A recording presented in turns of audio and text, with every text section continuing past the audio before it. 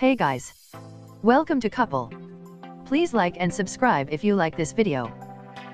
Can a president be forced to testify? While the Supreme Court has never definitively ruled on the subject, the answer appears to be yes.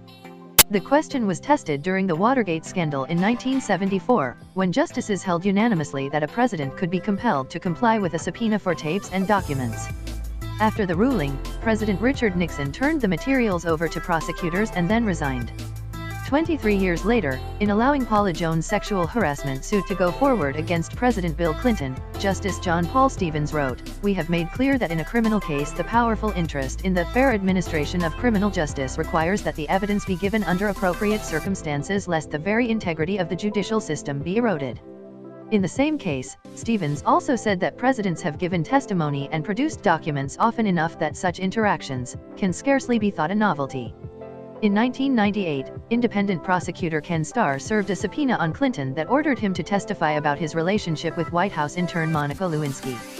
Clinton soon agreed to testify voluntarily, an arrangement Starr went along with because it headed off a potential challenge to the subpoena on constitutional grounds. That testimony led to Clinton's impeachment on charges he lied under oath and obstructed justice.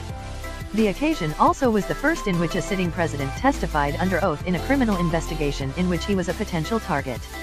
Whether President Donald Trump will be the second as part of Special Counsel Robert Mueller's Russia probe remains to be seen. Mueller is investigating Russian meddling in the 2016 election, whether Trump's campaign coordinated with Russia in any way and whether Trump obstructed justice after the election. As Trump's lawyers have negotiated with Mueller's team over the terms of a possible interview, Mueller raised the prospect in March of issuing a grand jury subpoena for his testimony, his former attorney said.